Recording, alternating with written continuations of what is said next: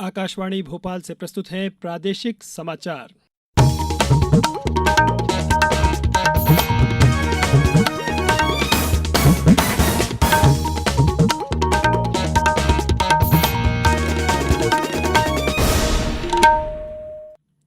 नमस्कार, समाचारों के साथ मैं नवनीत चौबे। सबसे पहले इस बुलेटिन के मुख्य समाचार। वीरांगना रानी दुर्गावती के 500वें जन्मशती वर्ष के अवसर पर दमोह के सिंग्रामपुर में 5 अक्टूबर को होगी कैबिनेट की बैठक। प्रधानमंत्री इंटर्नशिप योजना के पायलट प्रोजेक्ट का हुआ शुभारंभ। 5 साल में 1 करोड़ युवाओं को इंटर्नशिप देने का लक्ष्य। हरियाणा विधानसभा चुनाव के लिए प्रचार थमा।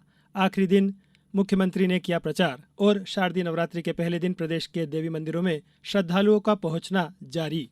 अब समाचार विस्तार से। मुख्यमंत्री डॉक्टर मोहन यादव की अध्यक्षता में राजधानी भोपाल के बाहर दूसरी बार कैबिनेट की बैठक दमोह जिले के सिंग्रामपुर में 5 अक्टूबर को होने जा रही है। इसके पहले भोपाल के बाहर बैठक जनवरी 2024 को जबलपुर में हो चुकी है। मुख्यमंत्री डॉक्टर यादव ने कहा कि वीरांगना रानी दुर्गावती का योगदान ऐतिहासिक रहा है। दमोह जिले के सिंग्रामपुर गांव के नजदीक सिंगोरागढ़ का किला है।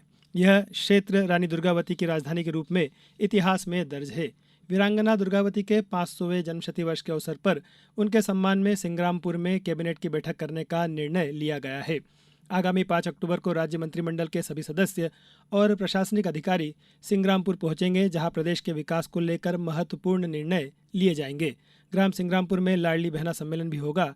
इसमें मुख्यमंत्री डॉक्टर यादव प्रदेश की लाडली बहना योजना और प्रधानमंत्री उज्ज्वला योजना की हितग्राही बहनों के खाते में राशि का अंतरण करेंगे।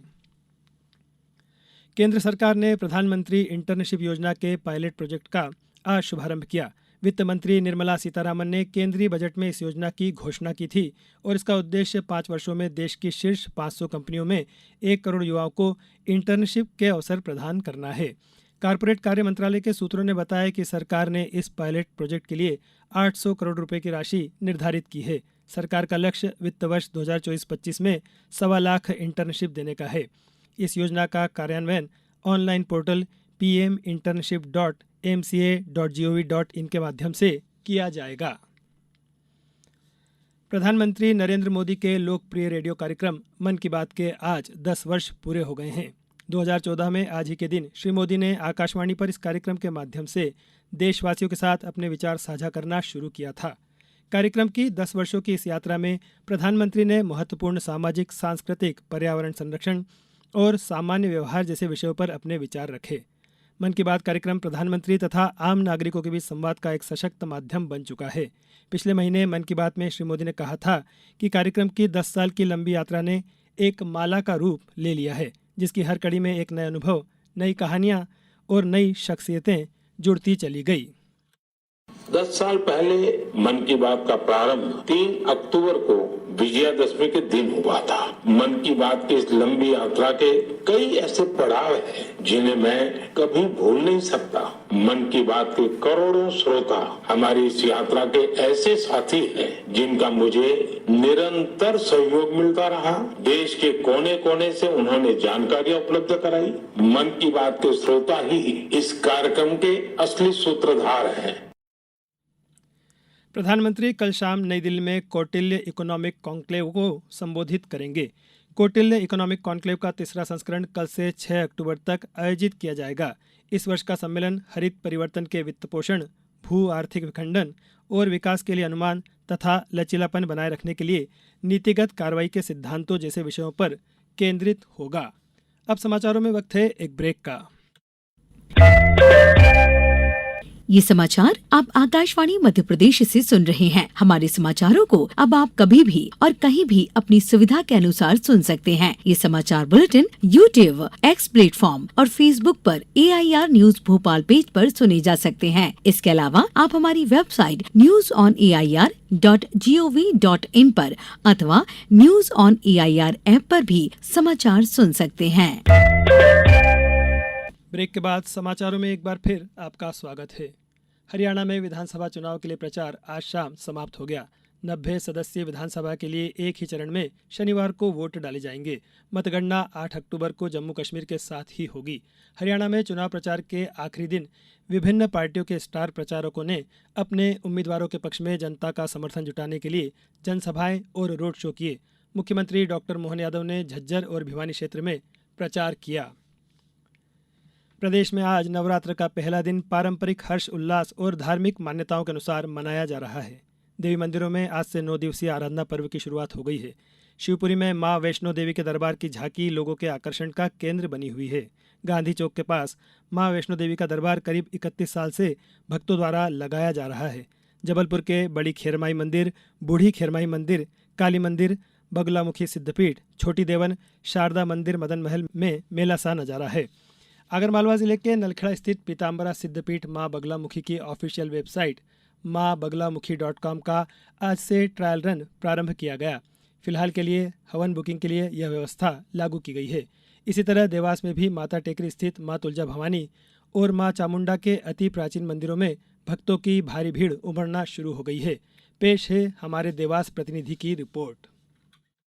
शक्ति की आराधना का 9 दिनी महापर्व शारदीय नवरात्रि आज से प्रारंभ हो गया है। नवरात्रि पर्व के पहले ही दिन देवास की प्रसिद्ध माता टेकरी स्थित मां तुलजा भवानी तथा चामुंडा माता मंदिर में दर्शनार्थियों की भारी भीड़ उमड़ने लगी है। नवरात्रि पर्व के दौरान देवास के यह माता मंदिर 24 घंटे खुले रहते हैं।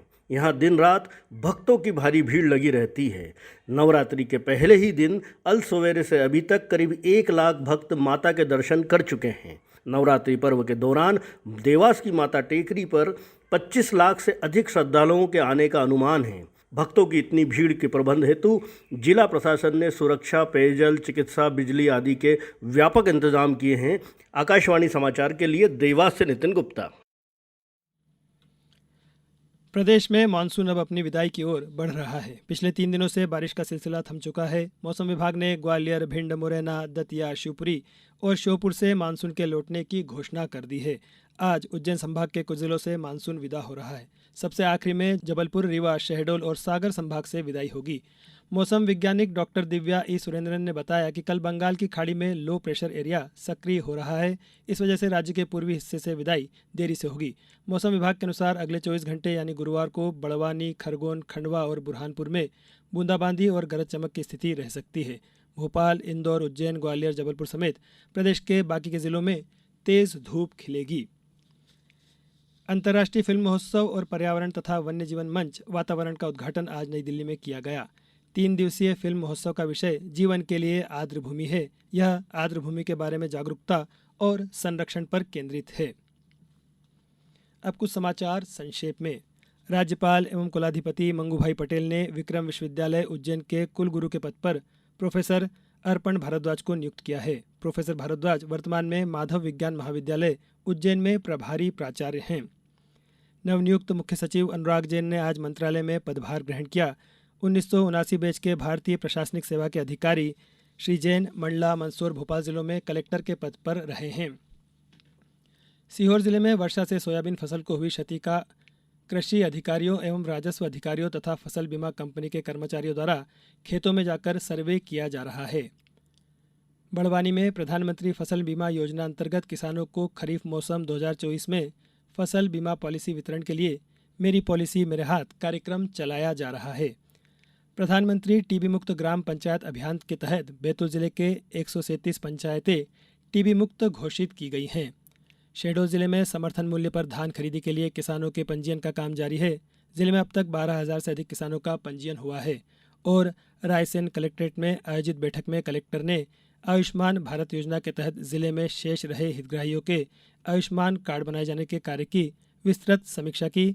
कलेक्टर ने आगामी 15 दिवस में सभी पात्र हितग्राहियों के आयुष्मान कार्ड बनाने के निर्देश दिए। इस बुलेटिन में बस इतना ही। नमस्कार।